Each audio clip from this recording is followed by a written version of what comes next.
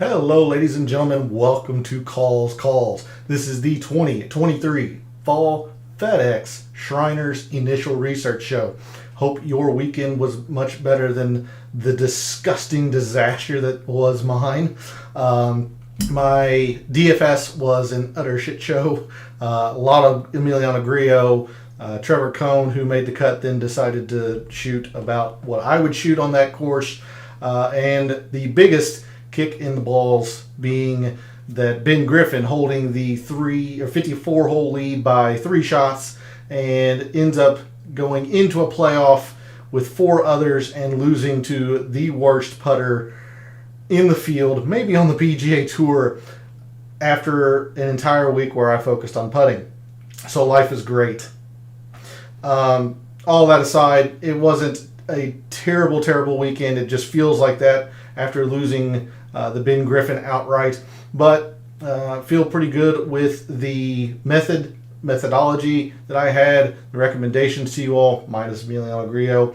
And of course, the Ludwig Aubert fade didn't work out as I was hoping. But again, just a little bit dramatic in the sense that it all feels like it went for naught after the Ben Griffin loss. But we are very close, and we are going to try and find that winner for the Shriners this week as we move to Las Vegas, Nevada. Generally, the biggest event, or the event that draws the biggest names in the fall portion of the schedule, and that at least for the first 3 FedEx Fall Cup events, that is certainly the case this year. So let's stop with the rambling and get on with it.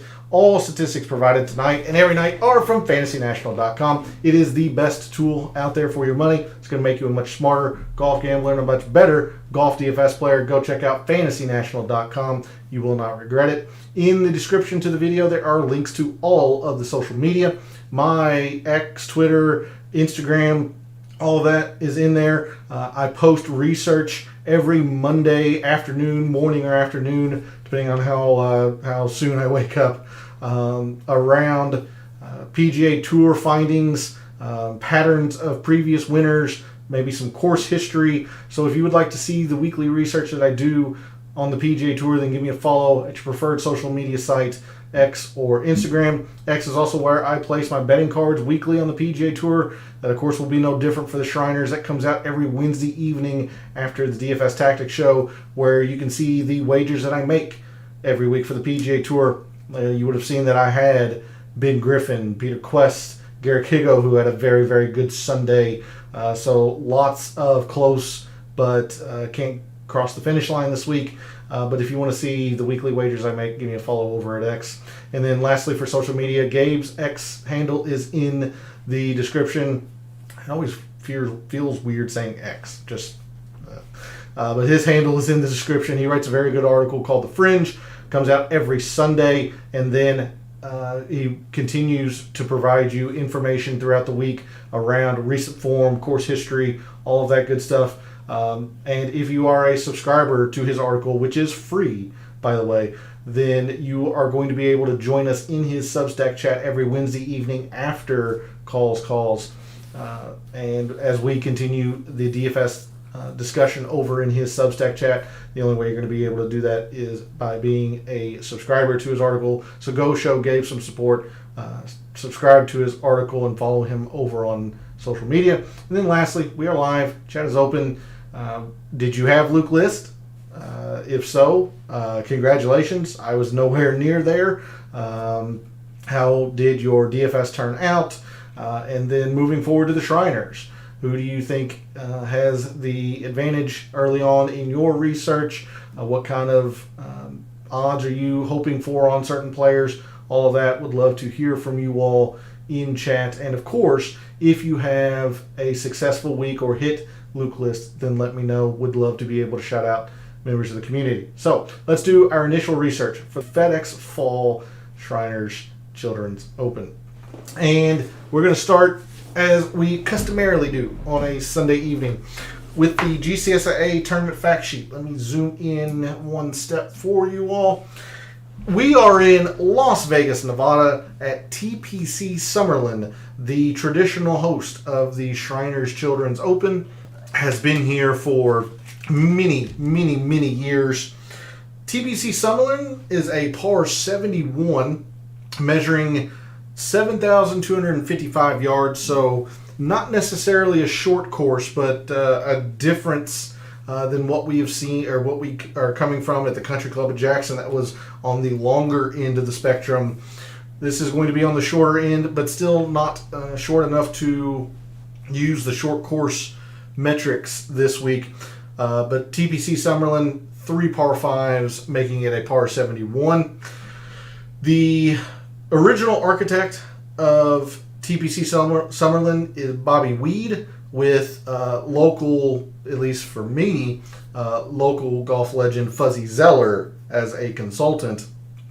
So no architect filter we're going to be using this week either. We'll see there's a predominant filter that we're going to focus on this week when we move to Fantasy National. But in terms of specifics around TPC Summerlin, these greens are very large, 7,400 square feet, where the PGA Tour average is right around 6,000. So very, very large greens. Fairways, not necessarily the widest, but definitely not penalizing to miss.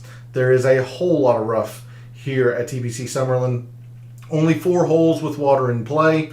We are on pure bent or Dominator bent grass specifically this week on the greens, with a little bit of Bermuda in the fairway and rough.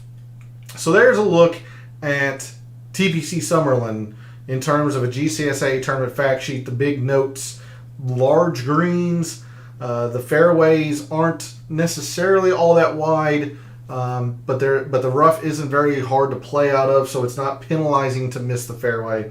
Only 4 holes with water in play, and we are on pure bent, or specifically Dominator bent, this week on the greens. So let's go ahead and move to Fantasy National. And as I mentioned in the intro, this is generally the biggest attended event by the big name players in the fall portion of the schedule, and that is no different, at least so far, in this kind of limbo FedEx fall portion. Biggest names here: the defending champion Tom Kim, Nikolai Højgaard, and Ludwig Aubert. 2 Ryder Cuppers. Luke List, coming off his win at the Sanderson Farms, has not withdrawn yet. He is listed in the field. Cameron Davis and Emiliano Grillo.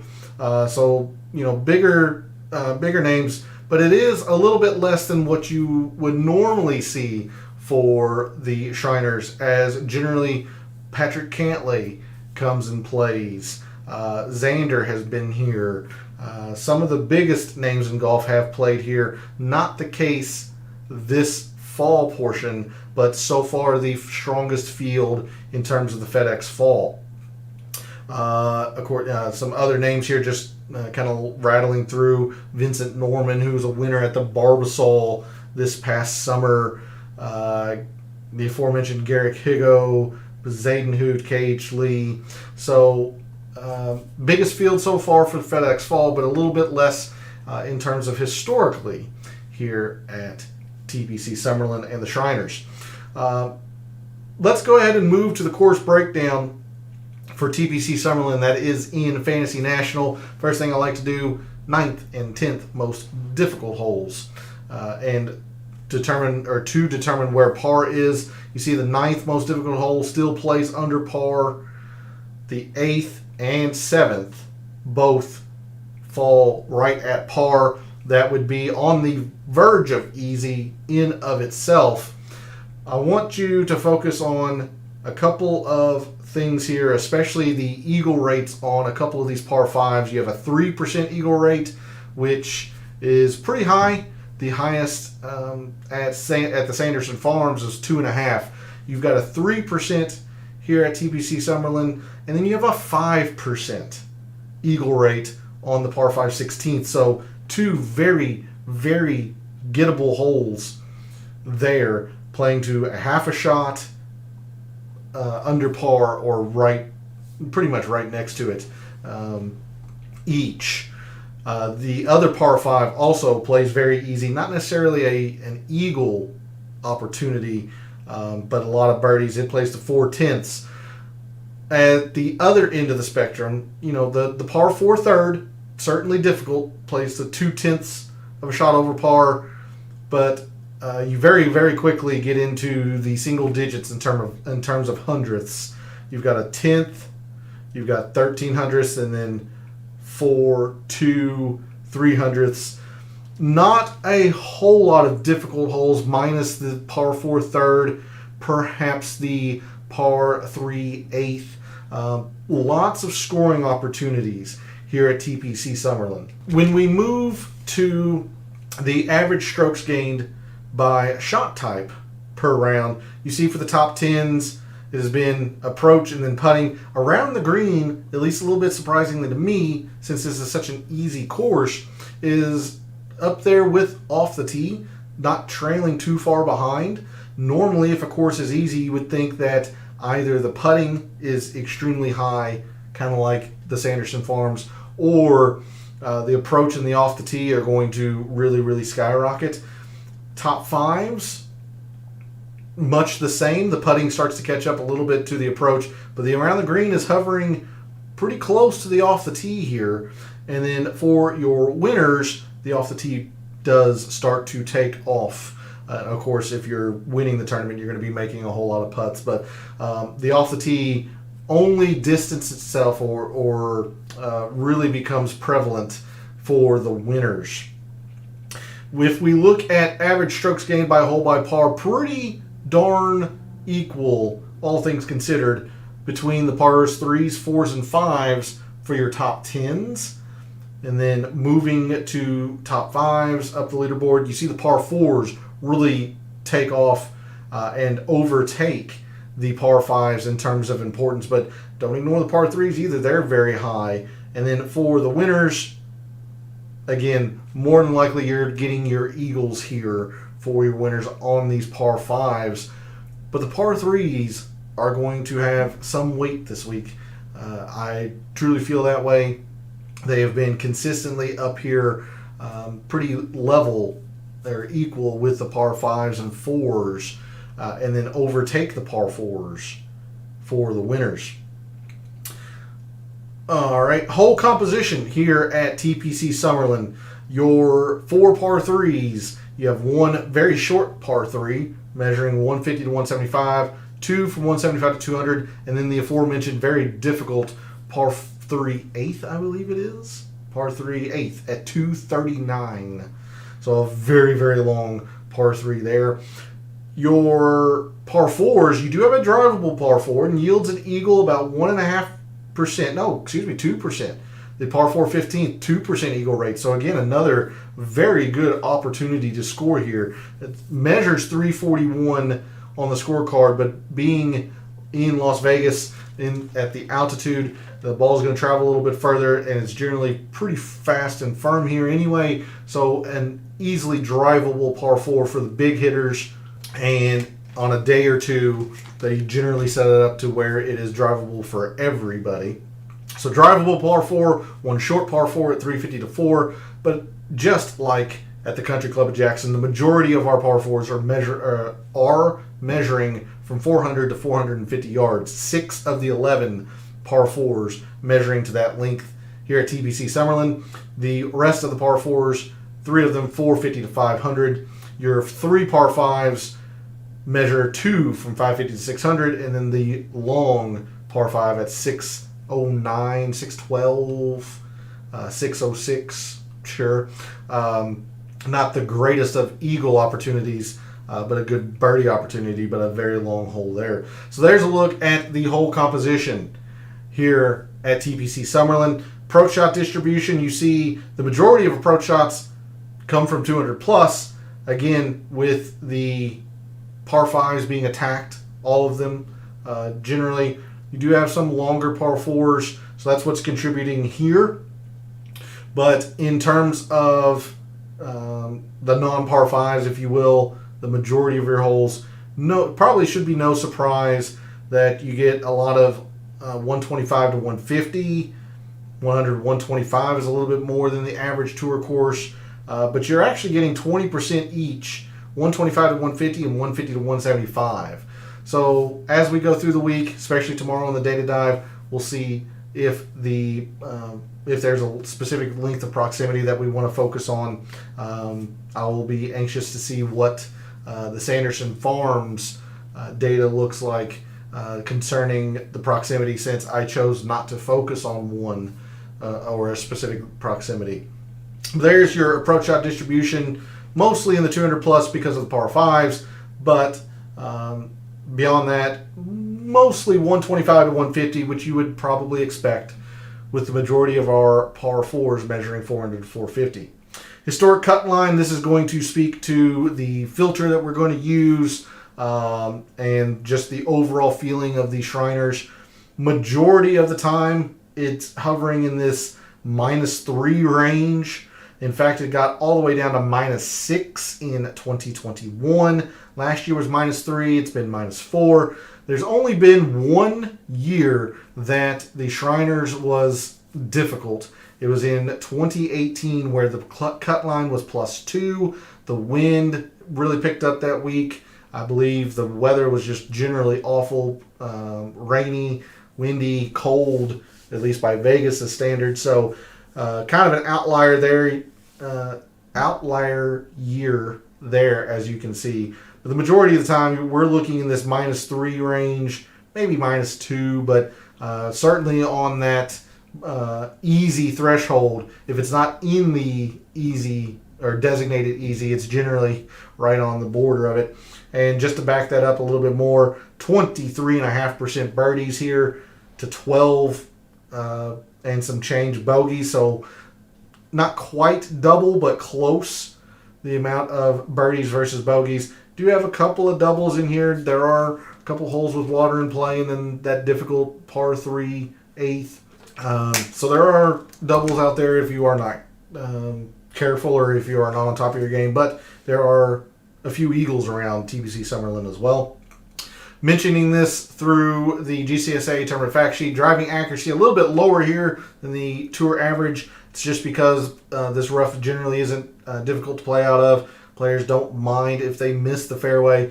And again, speaking to the ease of TPC Summerlin, green and regulation percentage, extremely high, 73% here, as opposed to 65 and some change at the average tour event.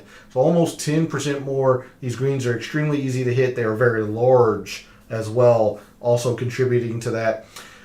Now, something that is a little bit interesting and what's probably contributing to the around the green, at least for your top 10s and top 5s, being somewhat close to off the tee in terms of strokes gained.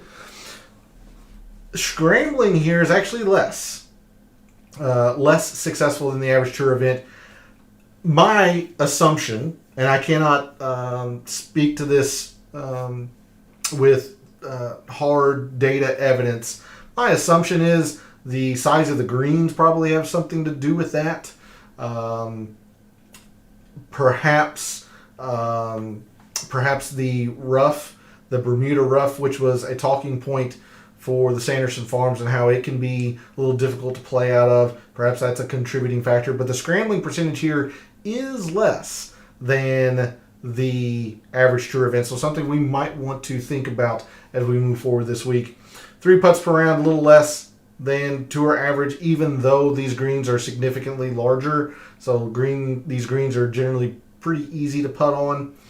Distance, again, speaking to the fact that players don't particularly mind being in the rough and the ball will travel further.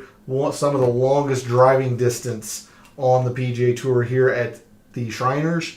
And thanks to the size of the greens and generally the length of approach shots, especially from 200 plus, your green and regulation proximity is significantly longer or further away than the average tour event. 31.25 here, 29 feet at the average tour event. That is a look at TPC Summerlin from a graphical and scorecard look. Before we go back to the player page view, let's check the historic conditions just very, very quickly, and you'll understand why I am going to be focusing, at least tonight and more than likely throughout the week, on a specific scoring filter. Let's take a look at these historic conditions. You see a whole lot of rounds here that are easy. You might get a round that is average every once in a while, but 3 of the 4 rounds in the previous season, or I guess technically the same season, but last fall, whatever, you know what I'm talking about. When Tom Kim won, 3 of the 4 rounds were easy. The entire tournament was easy in 2022. 3 of the 4 rounds are easy in 2021. Just a lot of easy rounds here. Generally a lot of easy rounds. I do not know why they were labeled as Bermuda in 2022. That is incorrect. These have been historically bent, although they are changing the type of bent grass that they are. They used to be A1, A4 bent. Now they are Dominator. I still don't understand why these are listed as Bermuda here. I think that's an input error on FNGC's part, to be honest. But more so, what we're more so looking at, just the number of rounds that are easy. And again, there's that outlier year. I believe this was Patrick Cantley's win. Yeah. So Patrick Cantley wins in 2018 with a -9 score. But you see, those are the only rounds that have really been difficult. You only had 2 rounds that were average, and then 2 were difficult. That is an extremely rare occurrence and an outlier. So we're going to be looking at the easy to par filter a lot throughout this week. Rough length, they did lengthen it a little bit last year to average. You can see most of the time it's generally short, and that's why players aren't necessarily upset about being in the rough. It's just not long. It's not difficult to play out of. And then, of course, course length, as you would expect, 72 to 7,400. They can shorten it, as they have in the past, but they generally play it to its true 72.55. And, of course, we'll look at the wind tomorrow and Wednesday. So with that, we'll come back to the player page view for this week's Shriners. And the first thing we're going to look at, the scoring easy to par filter. So this calendar year, your top performers in rounds that are easy: Doug Gim, Dylan Wu, Eric Cole, JT Poston, Adam Hadwin, Peter Quest, Nikolai Højgaard, Alex Smalley, Siwoo Kim, and Alex Noren are your top 10 performers in rounds that have been easy this calendar year. This does not include the Sanderson Farms, which did play easier than I expected it to. They did toughen up over the weekend, which I figured would happen, but still played easier than I thought overall. So that the Sanderson Farms is not in here yet. Let's take a look at a couple of different things here. Of course, we're going to want to look at approach. So our top strokes gained approach players in the field this week. Let's bring this into, I need to remove that filter. Let's bring this into the last 36. Our top strokes gained approach players in the last 36 rounds in the field this week at the Shriners: Alex Smalley, Adam Schenk, Kevin Roy, Mark Hubbard, Ches Reavie, Sam Ryder, Aaron Rye, Eric Cole, Doug Gim, and Nate Lashley. I do want to look at a little bit of around the green, since for the top 5s and the top 10s was very consistent in terms of keeping up with off the tee, and we saw how scrambling is less successful here at TPC Summerlin than the average tour event. So I do think around the green might have a little bit of a factor. Our top around the green players in the field this week, the last 36 rounds: Matthias Schwab, Jonathan Bird, Alex Noren, Harry Hall, Taylor Montgomery, Kevin Streelman, S.H. Kim, Austin Cook, Peter Malnati, and Brett Snedeker. Last thing we'll look at, of course, we are on Bermuda, or gosh dang it, we are on bent. Let me rephrase that, and just to give you the benefit of the doubt here, we are on bent. We are on bent. I think this is an input error from FNGC. We are on bent. Something we didn't look at, last couple of years, the speeds of the greens have been average. They were fast beforehand, so we're definitely not looking at lightning speed bent greens. And considering that the speeds of the greens have been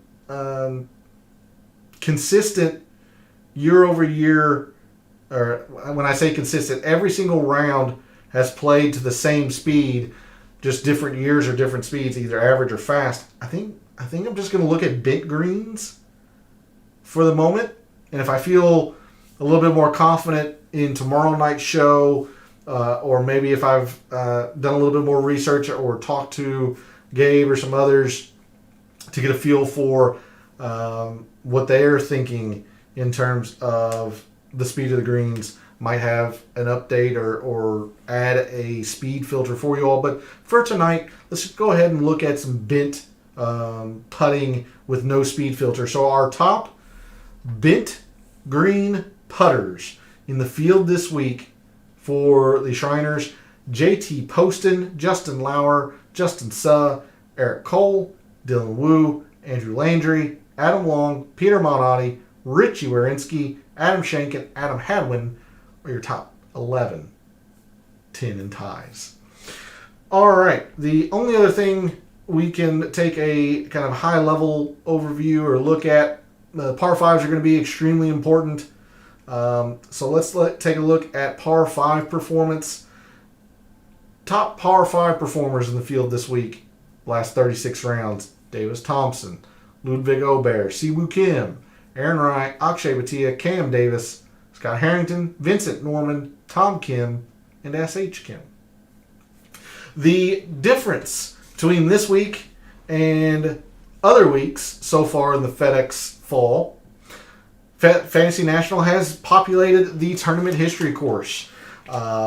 This is, again, going to, or I've made the early look file, but some viewers do appreciate having this view here. So in the past 5 years, here at the Shriners, which has always been played at TPC Summerlin, or at least in those 5 years has been played at TPC Summerlin, our top strokes gained total players: Matthew Neesmith, a top 20, a top 15, a top 10, and a runner-up last year. Played very, very well here.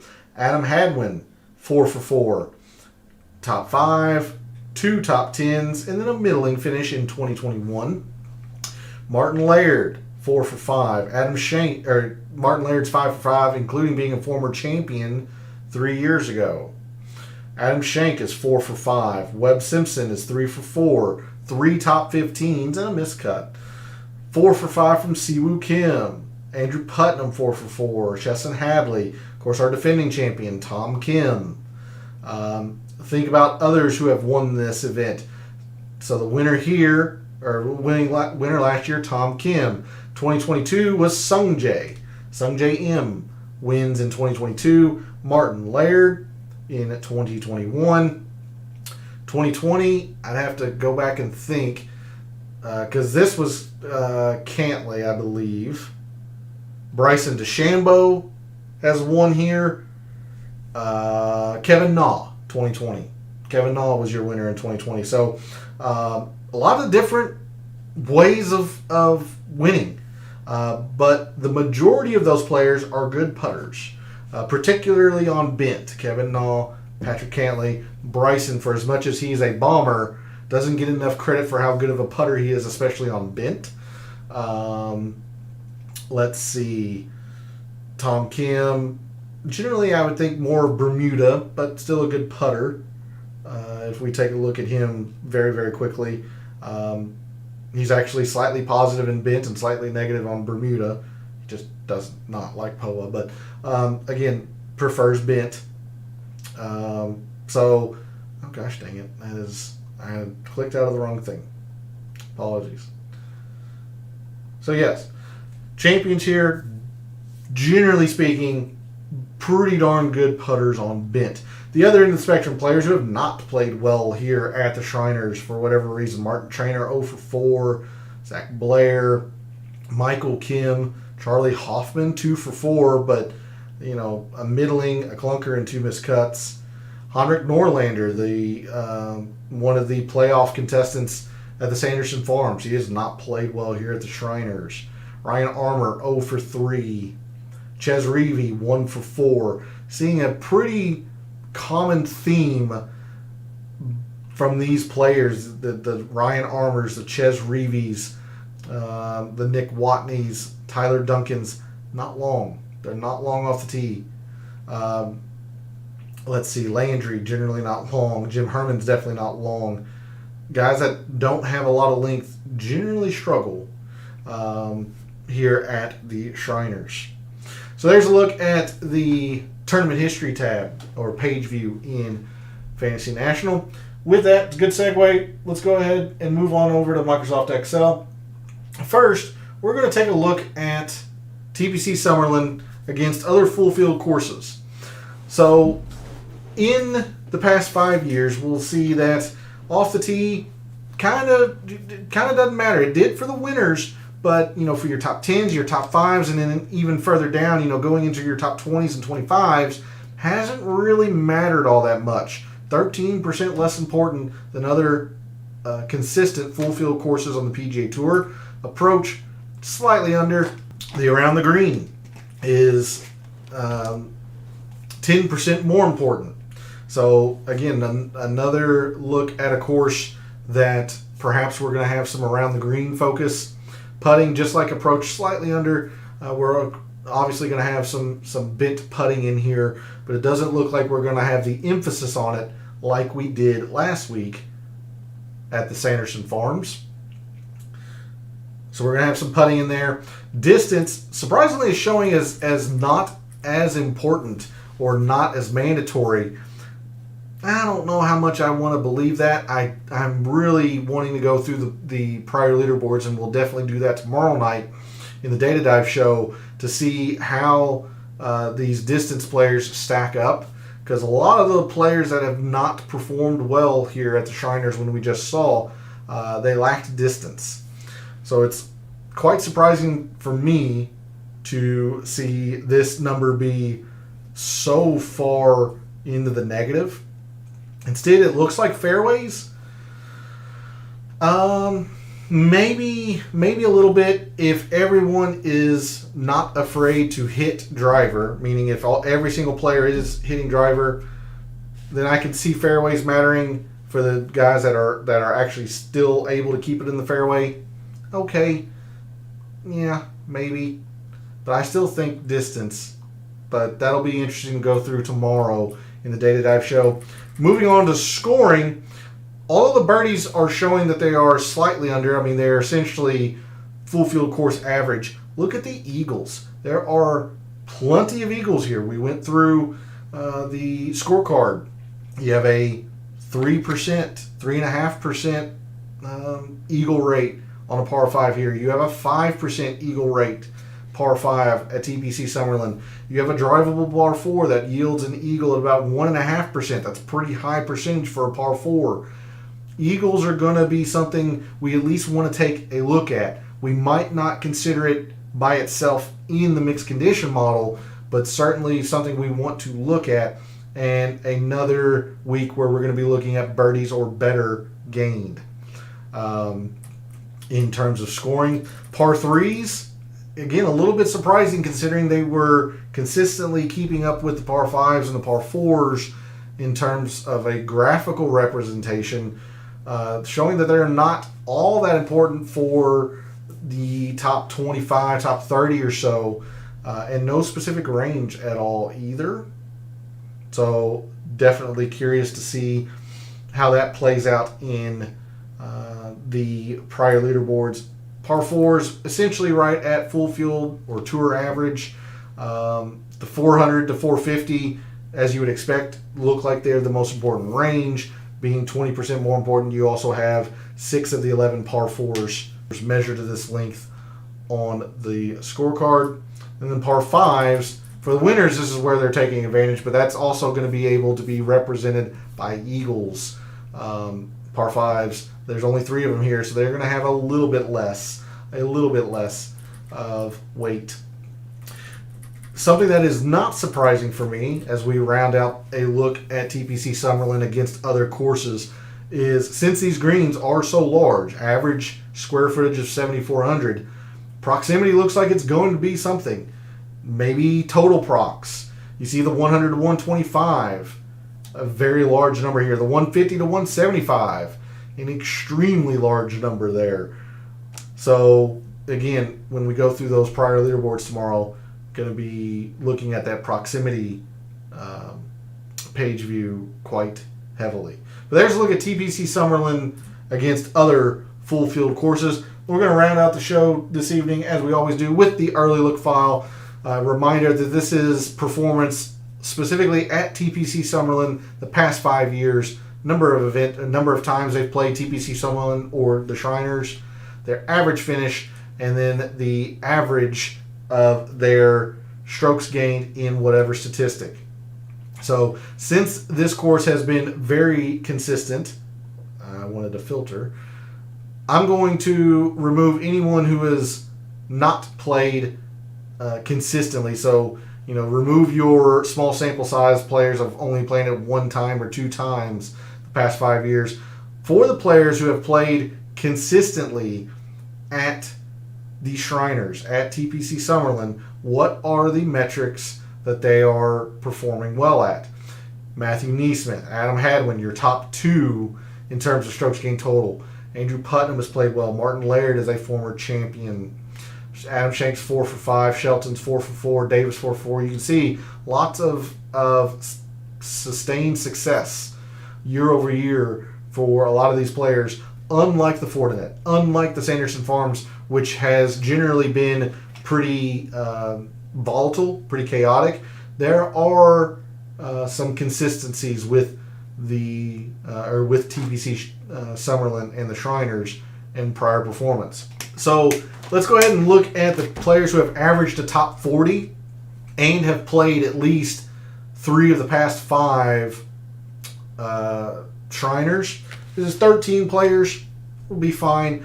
Right off the bat, you can see off the tee doesn't look like it's much of anything at all, and we've seen that graphically. We've seen that data, held up in the Excel as well. In fact, this is a 0.1.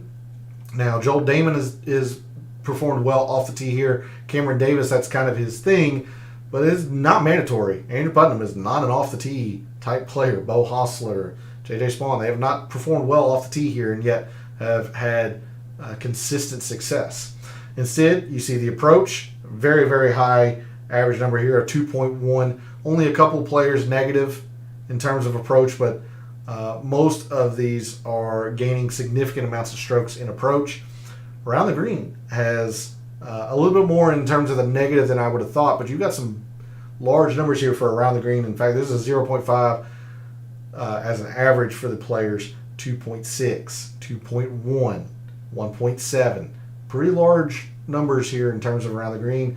Then, of course, if you're performing well at a tournament, you're generally going to be putting well, but these players have consistently putt well, seemingly. This is a 2.0. Only one player negative is Joel Damon. Somebody like Andrew Putnam has putt extremely well here. Adam Hadwin has putt extremely well here. Neesmith and Shank, Bo Hostler, JJ Spawn has putt extremely well here. Again, distance, a little surprising to me, but it is showing that it is not mandatory. Not mandatory. In fact, a lot of these players are negative in terms of distance. So, something that we'll need to investigate, and quite frankly, I might need to think about my perception of TPC Summerlin in a different way, seeing how distance isn't all that important, at least for the players who have performed extremely well year over year here.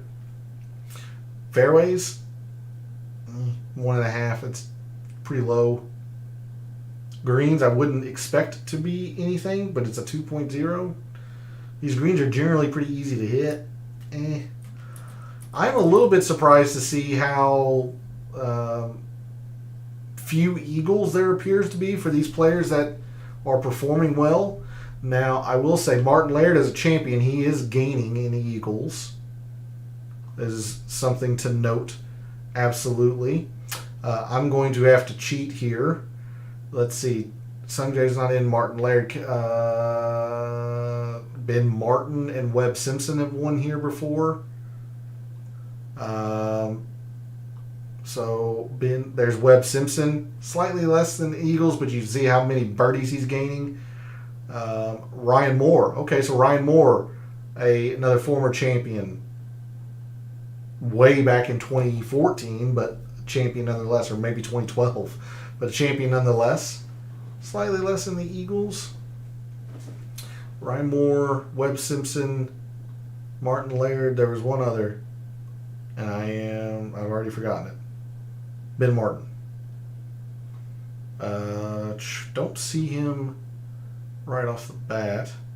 He must not be in the field this week, since he's not in here. So it's surprising to see Eagles not be, much higher. Birdies, though, and significantly more birdies than bogeys for most of these players. 3 to a negative 0.5. Again, a former champion. Webb, former champion. Shanks more in the birdies. Cam Davis and Hostler. Ryan Moore, former champion in the birdies. So you're going to have to go low here to compete, generally speaking. I do not see this being a 2018 version of the Shriners where the cut is +2 and the winning score is -9. I just do not see that happening. All right. Moving to pars 3s, 4s, 5s, and then proximity just very quickly. Well, again, like I was mentioning, I think par 3s are going to have a decent bit. Look at here. No player who has averaged a top 40 and played multiple years is negative in strokes gained par 3 at TPC Summerlin. Now, these numbers aren't large, but they're not negative here. Par 3s are going to matter. So I'm getting a little bit more confidence. It's good to see some data back that up in the way I perceived TPC Summerlin. So par 3s, definitely something we're going to want to look at. Par 4s, these aren't big numbers. Now, nobody is negative. Just like the par 3s, nobody is negative, but these are not very large numbers for par 4s. Apologies, I normally do this. So this is an average of a 1.0. The par 4s are a 2.6. The par 5s are a 1.1.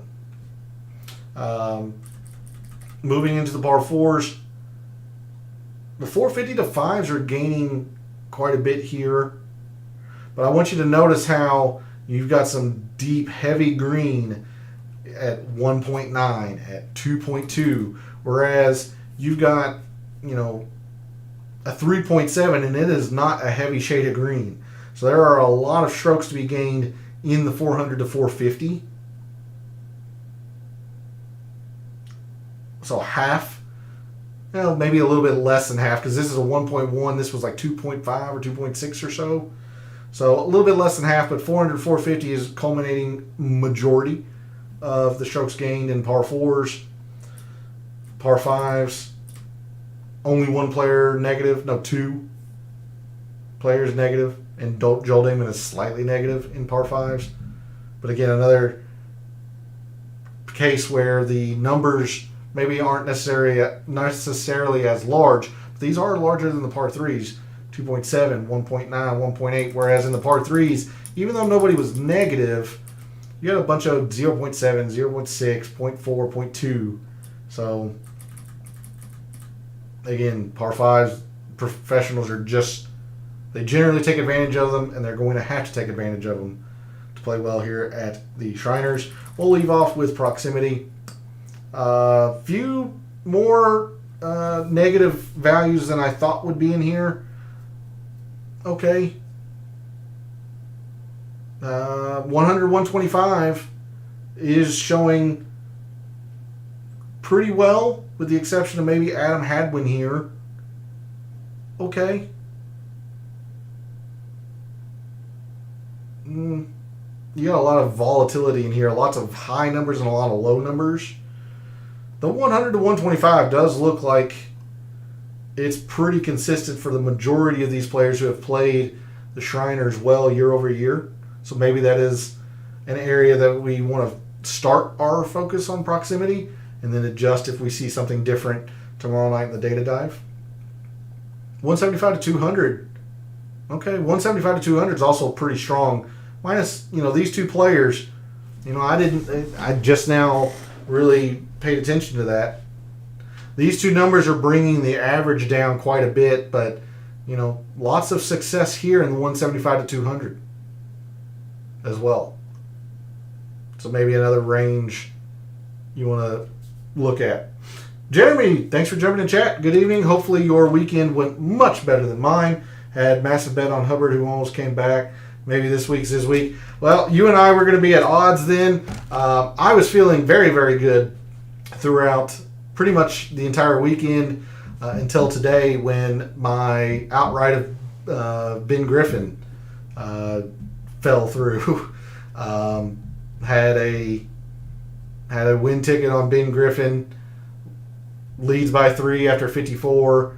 Goes to the playoff and loses to the worst putter in the field, who makes a 44-footer. What are you going to do? Everyone's got bad beats, but that one's pretty tough for me. But hopefully you had a much better week than I did, especially on the DFS side. Hubbard was a very good play. I was not as high on him. He generally rates out pretty well for me since I focus on irons and he is an iron player. But speaking of Hubbard, he's played fairly well here. 3 for 4 the past 5 years. Average finish of 53rd, so that's nothing to scoff at. He popped on a couple of the metrics that we looked at earlier in the show, so it will be interesting to see what kind of odds for some of these players come out tomorrow. But thanks for jumping in chat. Much appreciated. Catching the end of the show as we are wrapping up the early look file. That is going to do it for the show tonight. Had Norlander, who was 250 as well. So some long odds were in it at the end. Unfortunately, I did not see the Yuan hole out. I know it happened. I was so disgusted with Ben Griffin and his performance, around the turn in the back 9. I went home. I was with my parents a little bit today watching it, and then left, went home, thought, maybe me watching it was the reason. And then Ben Griffin retakes the lead, so I'm getting excited. Then I start paying attention to it again, and he bogeys 18. So I think I'm just a curse. So maybe I should just not watch golf, and things will work out. But that was a good bet on Norlander, because I was nowhere near Norlander. Carl Yuan did rate out well for me, or at least decently. So he was on the radar. I wasn't going to put a wager on him, but Norlander was that was something. He played well. Nothing analytically said he would, but he played well. But Jeremy, thanks for jumping in chat. Much appreciated. And thanks to everyone else out there who tunes in, watches, listens, supports the channel by liking the video, commenting, subscribing. Always appreciate it. We are going to try and have better luck, better fortune for this week in Las Vegas for the Shriners and turn around what should have been a decent week, which turned into a disaster for yours truly since my DFS was blown up basically on the first day. But thanks for all the support. It's always appreciated. For all the wagers that you made this past week for the Sanderson Farms, for all the DFS contests you played this past week for the Sanderson Farms, and until I see you tomorrow night for the Data Dive show, may all your bets be profitable.